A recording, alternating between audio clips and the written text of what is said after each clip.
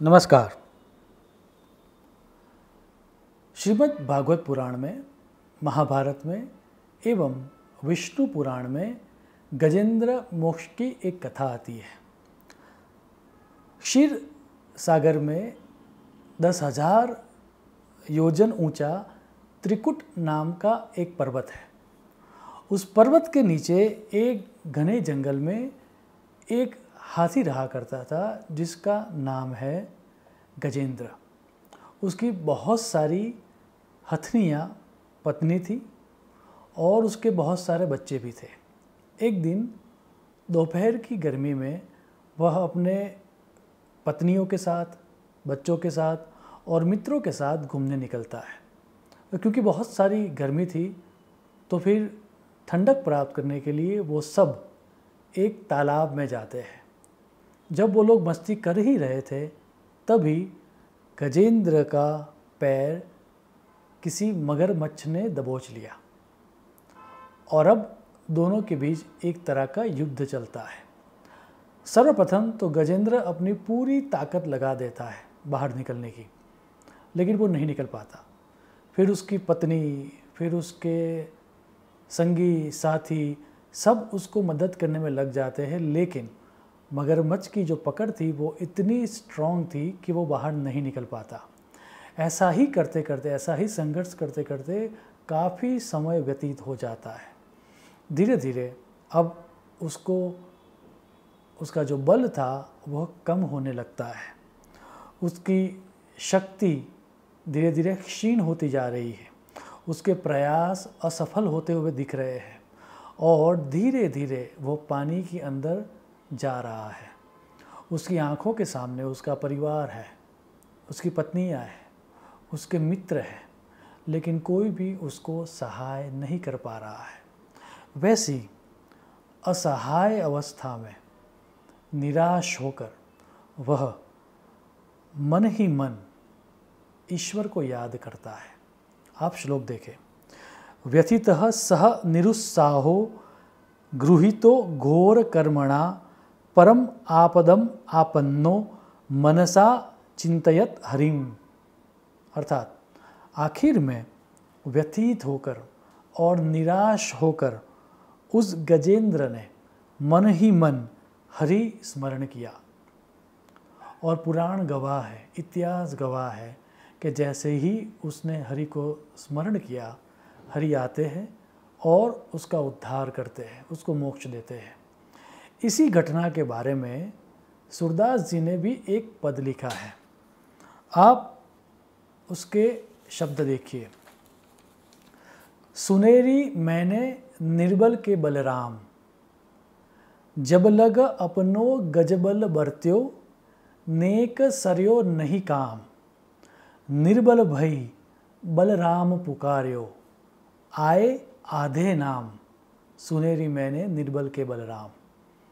अर्थात जब तक अपना गजबल था उसने किसी को भी याद नहीं किया, लेकिन जैसे ही निर्बल हुआ उसने मन ही मन हरि का स्मरण किया और उसने सिर्फ हरि में से सिर्फ ह बोला था, आए आधे नाम, सिर्फ ह ही बोला था और ईश्वर प्रकट हो गए और उसको मदद की। This is the power of prayer. मन ही मन शरणागति का स्वीकार करके जो हम मदद मांगते हैं उसी को प्रेयर या प्रार्थना कहा जाता है। आप प्रार्थना शब्द भी देखें, प्रार्थना, दैट मीन्स प्रकृष्ट भाव से की गई अर्थना। अमरकोश और निरुक्त ग्रंथों में भी ऐसी ही व्याख्या दी गई है। कहा गया है प्रकर्षेण अर्थयते सा प्रार्थना। अर्थात दिल से जो चाहना या विश की जाती है उसे ही प्रार्थना कहते हैं। अब जैसे ही प्रार्थना की बात आएगी, इस पृथ्वी पर जितने भी संप्रदाय है वो सब संप्रदाय यही कहेंगे कि हमारी प्रार्थना श्रेष्ठ है। सो कौन सी प्रार्थना करनी चाहिए? तो ये प्रश्न का उत्तर दो उससे पूर्व मैं ये बात करना चाहूँगा कि वास्तविक अर्थ में प्रार्थना का अर्थ ये है कि हम जो दिल में शरणागति का भाव लेकर जो बात करते हैं वही प्रार्थना हो जाती है। वाल्मीकि जी राम राम की जगह पर मरा मरा बोल रहे थे, फिर भी उनको ईश्वर प्राप्ति हो गई। प्रार्थना क्या है वह समझाते हुए ओशो रजनीश अपने वक्तव्य में कई बार मोजिस की एक प्रसिद्ध घटना के बारे में बात करते थे। आज उसी के बारे में बात करता हूँ। हुआ यूँ कि एक दफ़े मोजिस एक गांव से दूसरे गांव जा रहे थे धर्म का प्रचार करने के लिए, और बीच में दोपहर का समय था, तो किसी वृक्ष के नीचे गांव के बाहर वह आराम करने के लिए बैठे। वो जहाँ बैठे थे उस वृक्ष के पीछे के पार्ट में एक चरवाहा बैठा था, और वह चरवाहा एक प्रार्थना कर रहा था। वो चरवाहा ईश्वर से कह रहा था कि मेरी एक भेड़ नहीं मिल रही है, हे ईश्वर तू उस भेड़ की मेरे साथ मुलाकात करवा दे। वह भेड़ मुझे प्राप्त जो हो गई तो मैं तुम्हारे पैर दबा दूंगा। मुझे पता है ईश्वर तुझे बहुत सारे काम करने पड़ते हैं, तो तेरे नाखून भी बढ़ गए होंगे, तो मैं तेरे नाखून भी काट दूंगा। और तू पूरे जगत का संचालन कर रहा है तो तेरा शरीर भी दुख रहा होगा, तुझे सिर दर्द भी होगा, तो मैं तेरे सर में मालिश करके दूंगा, मेरे पास तेल है। तो हे ईश्वर मुझे वो भेड़ की प्राप्ति करवा दे, मैं तेरे ये सब काम करके तुझे दूंगा। अब जब मोजिस ने ये बातें सुनी तो उसको झटका लग गया। वो तुरंत उठ खड़ा हुआ और वह चरवाहा के पास गया और उसने कहा तू क्या कर रहा है? ईश्वर से कोई प्रार्थना ऐसे करता है? ईश्वर के साथ बात करने का एक तरीका होता है, ये तो बिल्कुल ही खराब तरीका है और ऐसे बात नहीं की जाती।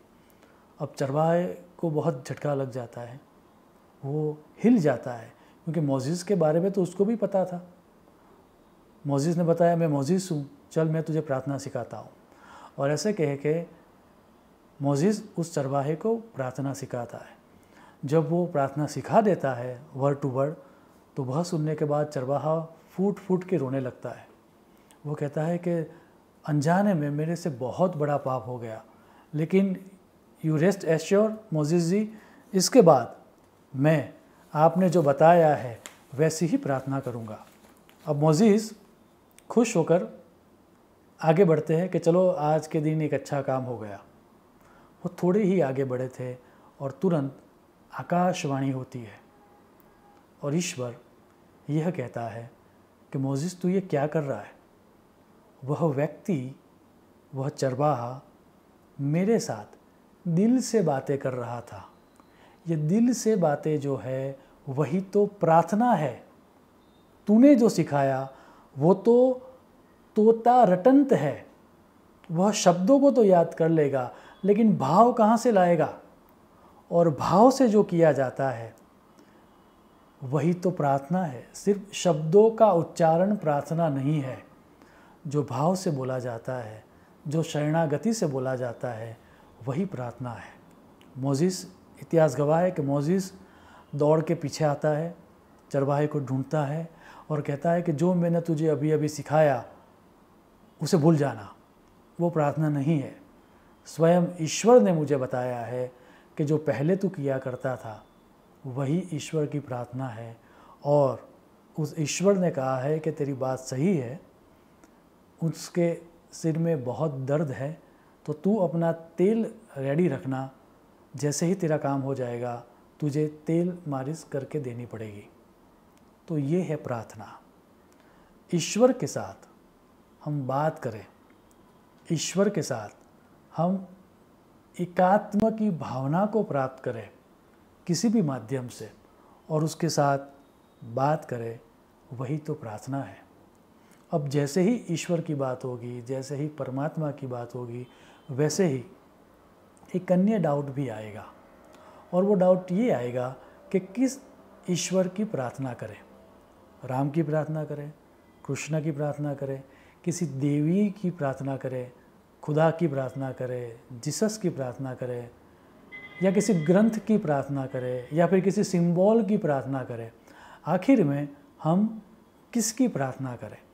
और ये समझने के लिए हमें जाना पड़ेगा श्रीमद् भगवद गीता की तरफ। उसमें श्री कृष्ण भगवान ने एक सुंदर व्याख्या दी है और उन्होंने ये कहा है कि जितने भी स्वरूप यहाँ पर दिखाई देते हैं वह सब स्वरूप, वह राम हो या कृष्ण हो या बुद्ध हो या महावीर हो, वो जीसस हो या खुदा हो या सिंबल हो, कोई भी ओम या गुरु ग्रंथ साहब हो, वह सब प्रतीक आखिर में जाके उसी परमात्मा या यूनिवर्सल एनर्जी की तरफ जाते हैं।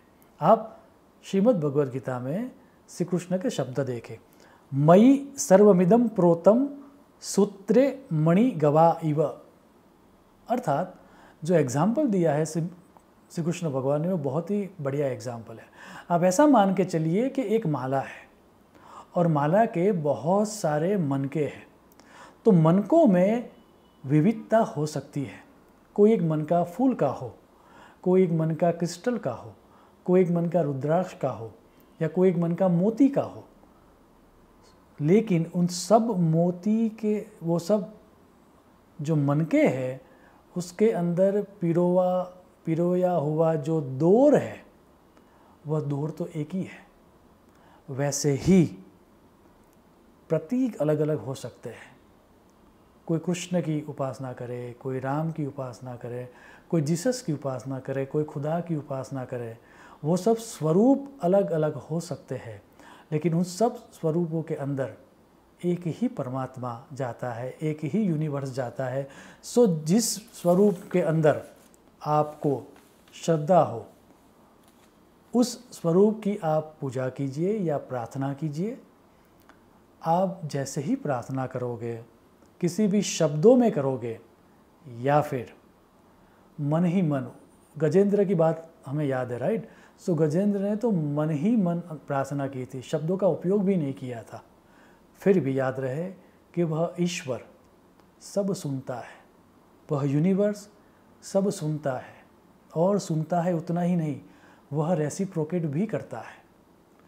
हमारे जीवन में जब भी कोई ऐसी अवस्था है जब हमारे प्रयासों से कोई परिणाम ना आता हो, जैसे गजेंद्र प्रयास कर रहा था और मगरमच्छ से अपने आप को नहीं छुड़ा सका, बाहर के लोग भी हमें कोई मदद न कर पा रहे हो, उनके मित्र, गजेंद्र के मित्र, पत्नी या अपने बच्चे उसको मदद नहीं कर पा रहे थे, तब याद रहे कि हमारे सब के अंदर एक ईश्वर बैठा हुआ है, हमारे सब के अंदर परमात्मा है। हम आँख बंद करके किसी भी भाषा में, किसी भी शब्दों में या किसी भी स्वरूप की प्रार्थना करेंगे, प्रकृष्ट भाव से इच्छा करेंगे, स्ट्रॉन्ग विश करेंगे, तो वो विश को ईश्वर रेसिप्रोकेट करेगा। ये हो सकता है कि जैसा हमको परिणाम चाहिए शायद वैसा परिणाम मिलता हुआ न दिखाई दे, लेकिन याद रहे जो हमारे लिए योग्य हो, जिससे हमारा कल्याण हो, वैसी वस्तु की प्राप्ति प्रार्थना से अवश्य होती है, ऐसी शास्त्रों की घोषणा है। अंत में मैं मेरी बात को विराम करूं उससे पूर्व अमेरिकन ऑथर राइहोल्ड नीबर की एक प्रार्थना है, बड़ी प्रसिद्ध प्रार्थना है, जिसको कहा जाता है serenity prayer. Most of the time जिनके जीवन में बहुत बड़ी दुर्घटना हो जाती है या जो रिहेबिलिटेशन सेंटर में जाते हैं, वहाँ पर इस प्रार्थना का उच्चारण किया जाता है। ये बहुत ही पावरफुल प्रार्थना है और इसी प्रार्थना के शब्दों के साथ मैं मेरी वाणी को विराम दूंगा। आप प्रार्थना के शब्द देखें। God, grant me the serenity to accept the things I cannot change, courage to change the things I can, and wisdom to know the difference. Shubham Bhavatu. Pranam.